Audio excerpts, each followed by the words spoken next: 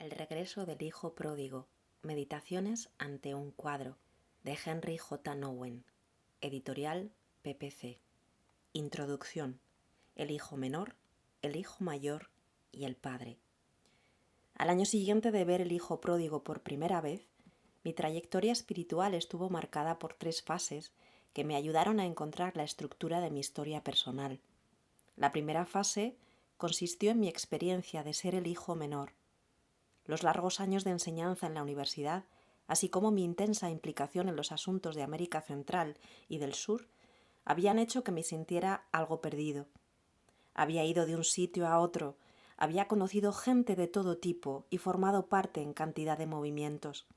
Pero al final me sentía sin hogar y muy cansado. Cuando vi la manera tan tierna que tenía el padre de apoyar las manos en los hombros de su joven hijo y de acercarlo a su corazón, sentí profundamente que aquel hijo perdido era yo y que quería volver como lo hacía él para ser abrazado como él. Durante mucho tiempo pensé en mí mismo como en el hijo pródigo que vuelve a casa, anticipando el momento de ser recibido por mi padre. Entonces, casi inesperadamente, algo cambió en mi perspectiva. Después de un año en Francia y tras mi visita al Hermitage en San Petersburgo, los sentimientos de desesperación que habían hecho que me identificara tan fuertemente con el hijo más joven volvieron al fondo de mi conciencia. Había decidido ya marcharme a Daybreak, por lo que me sentía más seguro de mí mismo que antes.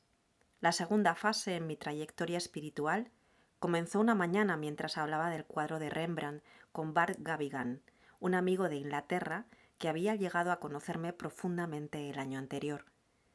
Mientras explicaba a Bart lo intensamente que había llegado a identificarme con el hijo menor, me miró atentamente y me dijo: «Me pregunto si no serás más bien como el hijo mayor». Con estas palabras abrí un espacio nuevo dentro de mí. Francamente, nunca había pensado en mí mismo como en el hijo mayor, pero una vez que Bart me enfrentó a esa posibilidad, miles de ideas comenzaron a darme vueltas por la cabeza. Lo primero que pensé es que efectivamente soy el mayor de mis hermanos.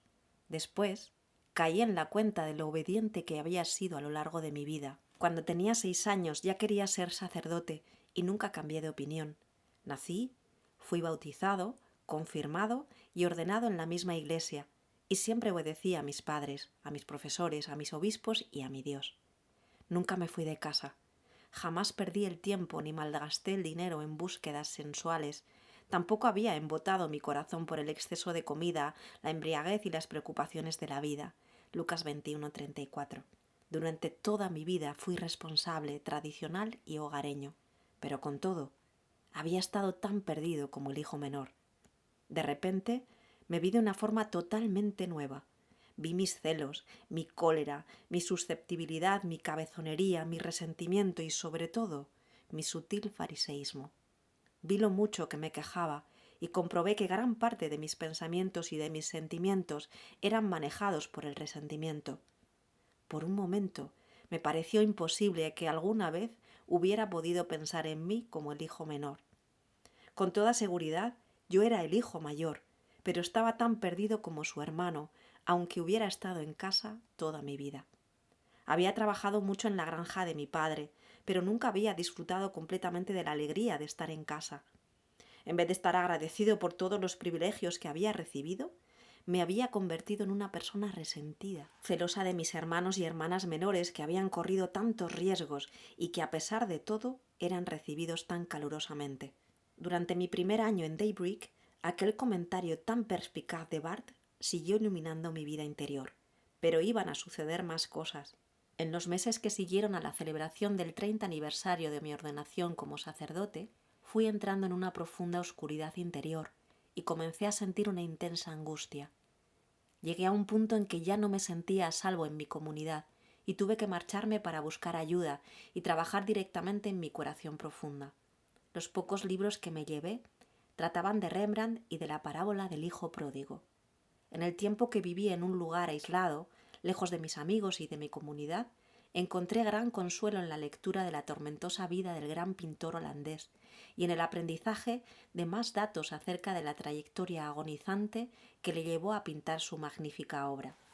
Durante horas me quedaba mirando los espléndidos dibujos y cuadros que pintó entre dificultades, desilusiones y tristezas, y llegué a comprender cómo de su pincel emergió la figura de un anciano casi ciego, abrazando a su hijo en un gesto de perdón y compasión. Una persona tiene que morir muchas veces y derramar muchas lágrimas para poder pintar un retrato de Dios con tanta humildad. Fue durante este periodo de inmensa tristeza interior cuando otro amigo pronunció la palabra que más necesitaba oír e inició la tercera fase de mi trayectoria espiritual. Sue Mosteller, que estaba en la comunidad de Daybreak desde principios de los 70 y que había insistido en su momento en llevarme allí, me prestó una ayuda indispensable cuando las cosas se pusieron difíciles y me ayudó a luchar contra todo para alcanzar la auténtica libertad interior.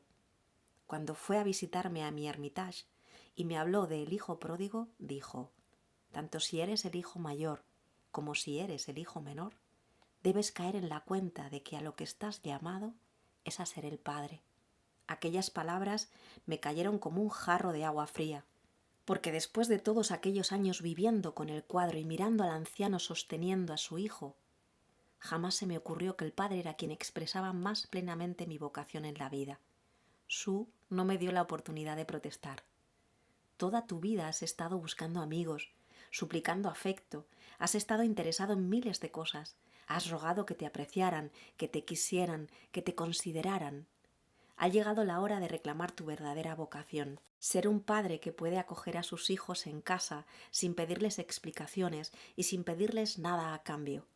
Mira al padre de tu cuadro y verás lo que estás llamado a ser. Nosotros, en Daybreak, y la mayor parte de la gente que te rodea, no necesitamos que seas un buen amigo o un buen hermano. Lo que necesitamos es que seas un padre capaz de reclamar para sí la autoridad de la verdadera compasión. Mirando al anciano vestido con aquel manto rojo, sentía una profunda resistencia a pensar en mí de aquella forma.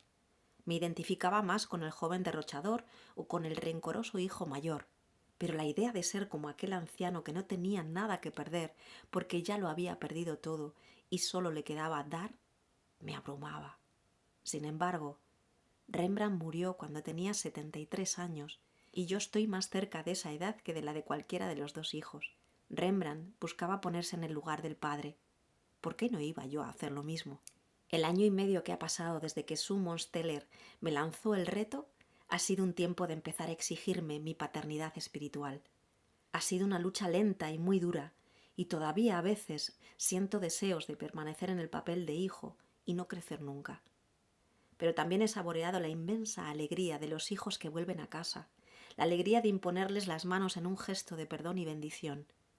He empezado a conocer lo que significa ser un padre que no hace preguntas, sino que lo único que quiere es acoger a sus hijos en casa. Todo lo que he vivido desde mi primer encuentro con aquella representación del cuadro de Rembrandt no solo me ha dado la inspiración para escribir este libro, sino que también me dio la idea para estructurarlo. Primero me reflejaré en el hijo menor, después en el mayor y por último en el padre, porque de hecho soy el hijo menor, soy el hijo mayor y estoy en camino de convertirme en el padre. Y para vosotros, los que vais a realizar este viaje espiritual conmigo, espero y rezo para que descubráis en vuestro interior no solo a los hijos extraviados, sino también al Padre y la Madre compasivos que es Dios.